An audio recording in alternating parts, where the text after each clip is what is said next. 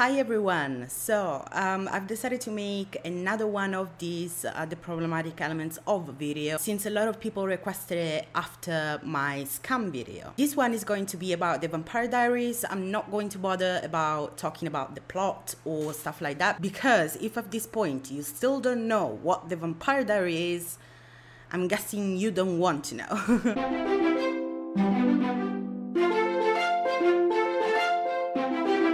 Okay, the first thing that I would like to talk about is Elena. She's the main character of TVD, and more specifically, I would like to talk about Elena's passivity during the series, especially in the first seasons. One of the things that really bothers me is that it seems that the brothers take turns in deciding for Elena and what she should do with her life or with specific situations. Because basically Elena is just a puppet, the typical damsel in distress, which can't fend for herself, and she's in dire need of constant protection. And the men around her go through her decision-making process for her. Get your ass out the door before I throw you over my shoulder and carry you out myself. No.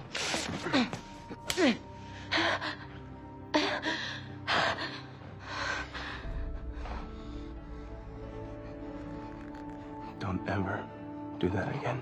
I know how to do it. Lark taught me. Elena, this thing blows up in our face. Just remember, only one of us heals quickly. You know, you should just stay here. It's better for us to keep an eye on you. What, in the house that any vampire can enter? No, her house is safer. Well, then we'll stay there. So, is that the plan? Neither of you let me out of your sight again? Let me know when you come up with a better one. So what are we gonna do? Damon and I are gonna handle everything, I promise. Well, what about me? I can't just sit here and do nothing. And that's exactly what you're gonna do, because that's what's gonna keep you safe. We have to go back. Oh, come on. Look, we've already come this far. Why are you doing this? I can't be in Georgia. I wrecked my car. I have to go home. This is kidnapping. That's a little melodramatic, don't you think? You're not funny. You can't do this. I'm not going to Georgia. Well, you're in Georgia. If you don't like my decisions, that's fine. There's nothing I can do about that. But if you ever go behind my back again, I'll... You're gonna what? What are you gonna do, Elena? It's my life. Yeah, exactly. It's your life. And I'm gonna do everything I can to make sure that you live it. Whoa, what are you doing? I'm going with you guys. No. No way. You need me. I'll get in. You can distract them, and then I'll get Stefan out. You get yourself killed. You're not going in there. But you know, it's all right to strip someone out of their freedom, their choices, basically their agency, if it's done out of love. Even Stefan, which is portrayed as the good one between the two brothers, at least at the beginning, does his best to deceive Elena regarding his relationship with Catherine to make her feel more secure. The show reinforces the idea that it's alright to lie and deceive a woman based on the fact that it's equal to the notion of protecting her. Since the very beginning, Elena is placed in this cliche narrative with the men around her, specifically Stefan and Damon, trying to win her as she's some sort of a prize. We kissed. And you thought it was me? What do you mean you kissed? Well, you know, when two lips pucker and they go... Don't be obvious, Stefan. Stefan, wait, he kissed Catherine, not me. We don't have time for this, guys. Later. John must know. Her own purpose as a character and as the main character of the show is never found within herself. She always needs Damon or Stefan to submit to. Otherwise, she feels incomplete. It's like I knew that you would never stop loving me. Because since the very beginning, TVD shows us how Elena is missing something, which, you know, partly obviously derives from the loss of her parents, but she is portrayed as someone who has a void, who's clearly missing something from her life. And this could have been a great way to show introspection from her, some sort of soul searching, if you wish. I'm kidding. She can clearly fill that void with boys. The few strong female characters with their own agendas and personality, which don't seem to need a man like Pearl, Anna, or Lexi, are killed. But in the season 3 finale, Elena becomes a vampire. Yay, she can finally kick ass. But no, she can't, because she's also sired to Damon, which means that basically she follows everything he says and does automatically everything he wants, even if it doesn't necessarily spell it out. Red, right, Elena? The red is pretty. And my work here is done. What happened to 30 seconds ago when you hated the red one? What happened to safe is good? It is ridiculous that this is the way that the creators decided to give a certain number of people, the Elena shippers, the first representation of a possible love story between Elena and Damon. The romanticization and the lack of consent and agency that Elena goes through while sired with Damon, is extremely concerning. You're sired to me, Elena, which means everything that you think you feel might not even be real. I know, Damon, but it feels real. And I'm not ready to let go of that. Well, I can make you. Invoke the sire bond. So what do you want to do? I want to throw you back in my bed and never let you leave. So do it.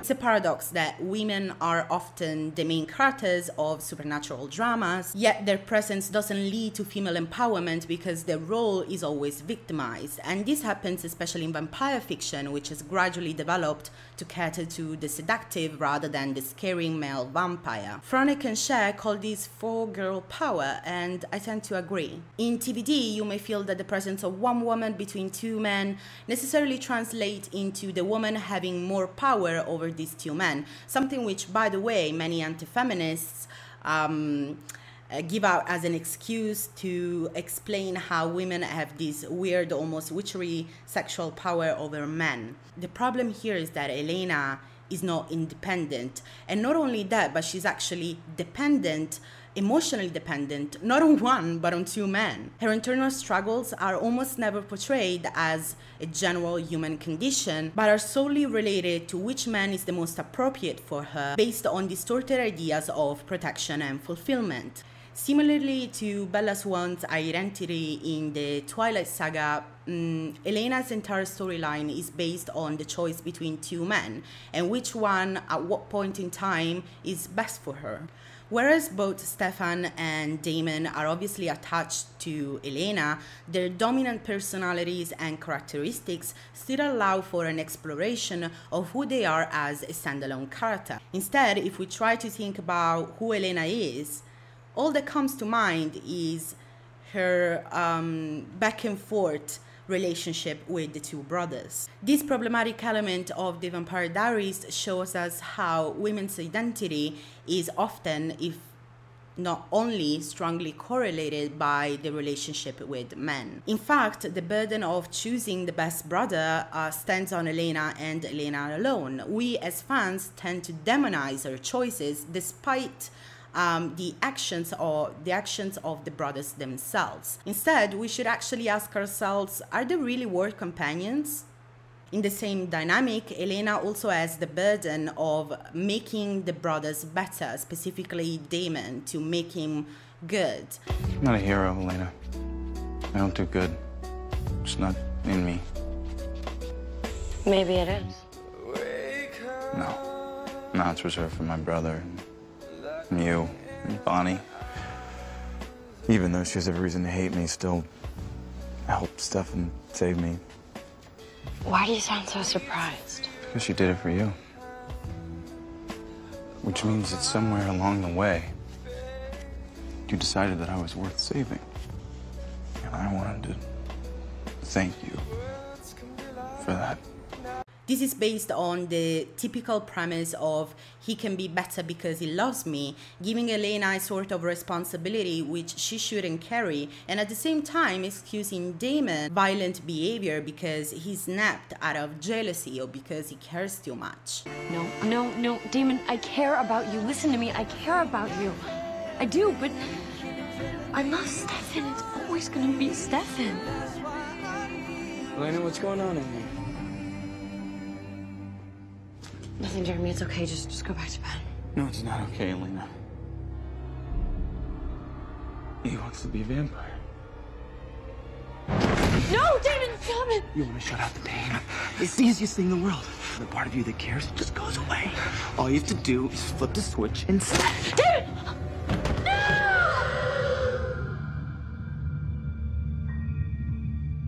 So the next problematic element I would like to talk about is related to Bonnie's role. Now, Bonnie is the ultimate token black girl, placed among a cast of other 8 or 9 characters to be able to scream diversity. It is not enough to have a gay character or a black character into the show to be able to talk about good representation. Said character need to be able to have an interesting and rich narrative plot lines, especially when compared to the other supporting characters, which don't let them remain two-dimensional. Until season 6, Bonnie basically gets very little screen time compared to the other supporting characters, and basically a non-existing storyline, except when she casts a spell to help her white friends. It feels like whenever the show runs into an impossible situation to get out of, suddenly Bonnie, the loophole, is called out because, wow, she's actually a powerful witch, saves everyone, and then that's it.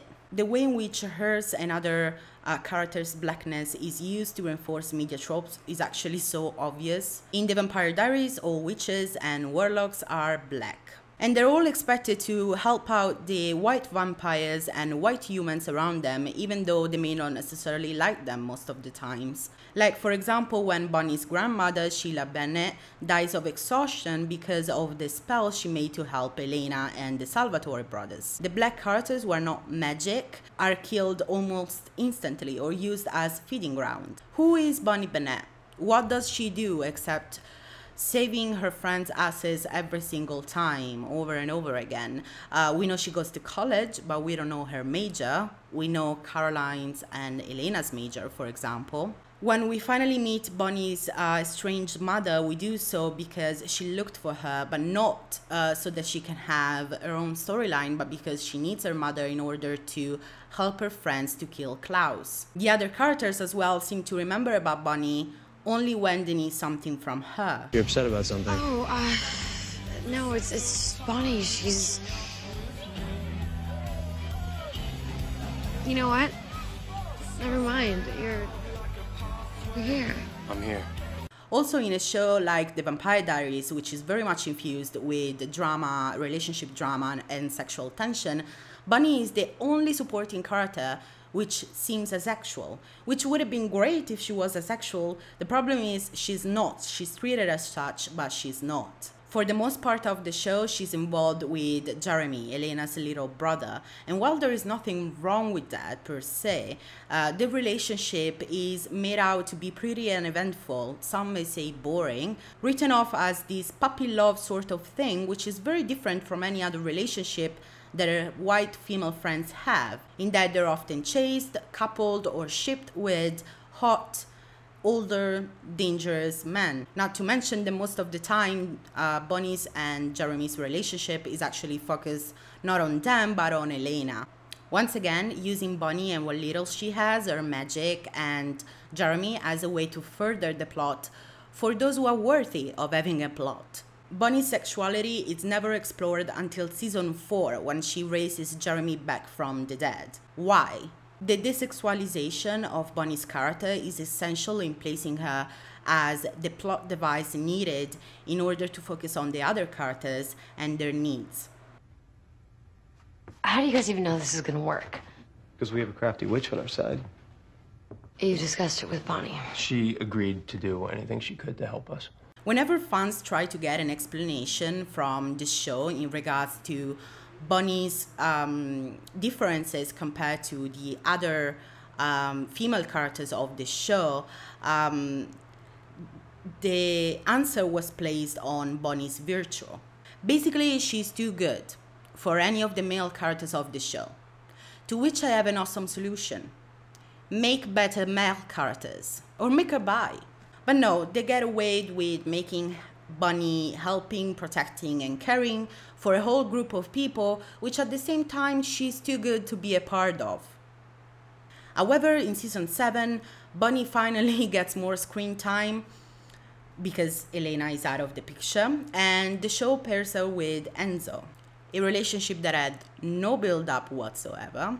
Eventually, Enzo is killed so that Bonnie can go back and doing what she does best, protecting Mystic Falls. In 1864, Virginia, kind of an important time in American history, Stefan and Damon fall in love with Catherine, and we get a lot of flashbacks of that time and characters living in that time. The historical time frame, apart from the supernatural added side of it, is considered and accurately mentioned by several characters, like when Damon fought for the Confederacy. In this historical situation, we see Emily Bennet, an ancestor of Bonnie, that works for Catherine, and she's called the handmaiden. Yes, she was a slave. It would have been particularly interesting perhaps to have the Vampire Diaries actually address the slavery of the time instead of trying to pretend like it was not there. Fast forward to current times, the show often portrays the importance of the founding families of Mystic Falls by throwing parties, parades, and balls. Elena, Stefan, Damon, and Caroline are all looking pretty good going to the ball, while Bonnie is the one snapping their pictures and happily helping her friends, celebrating their ancestors, which owned her ancestors. The final problematic element is related to the sexual violence in the Vampire Diaries. And no, I'm not talking about sexual violence as in if you play video games become violent. I'm talking about the fact that, as many other media before them, the Vampire Diaries portrays vampirism as a sort of sexual act, in the sense that vampires obtain a clear gratification from feeding of someone. A woman isn't just for food, she's for pleasure. However, the human from which the vampire is feeding from is usually experiencing pain, and the general act is violent. What is disconcerting upon closer examination is that said violence is almost always directed towards women, even if the vampire self is a woman. What are you doing? To vampires, humans are prey, regardless of their gender, yet in 90% of the cases, male vampires, female vampires, and groups of vampires choose to feed mainly on females, portraying a lot of victimization, sexual violence, and general aggression towards women, yet also at the same time, very little sexual pleasure for women. This sounds very odd, especially considering that the Vampire Diaries was created by a woman, and the primary target audience for this show and the marketing correlated for this show is primarily aimed at women. Alright, before ending this video, well, first of all, I suggest you subscribe and hit the bell button if you would like to see more videos from me. Also, leave me a comment down below and let me know what you think of this video and what other show you would like me to tackle, what kind of topics you would like me to talk about. I'm open for suggestions of any kind. But before ending, I would like to address a common response which I've gotten from the previous the problematic elements of video, in that a few people said something along the lines of, one, it is just a show, and two, it is supposed to be realistic, this stuff happens in real life. And as I tried to say in the previous video, I would like to say that most of the videos that I make, even apparently negative one, are on shows that I actually watched, and most of them I actually enjoyed. Critiquing something is not the same as hating something. It's just a way of recognizing their flaws. And you may ask yourself, why is that important? That, connects to the other question. Well, that would be too much to explain for one video. Let's just say that scholars have approached this issue in a myriad of different ways and within different disciplines like sociology, politics, psychology, gender issues, etc. Briefly, if you are curious about how and why media influences or impacts our society as a whole, ourselves, our viewpoints, etc., I would suggest you read something about the Cultivation Theory. Look up some articles from the Media, Culture and Society journal. You can also view my video on gender in media and why does it matter. There are some parts which are related to this type of questions, or just freaking Google it. I'm done. This is it. This was my video about the problematic elements in the Vampire Diaries. I hope you enjoyed, and I'll see you next time.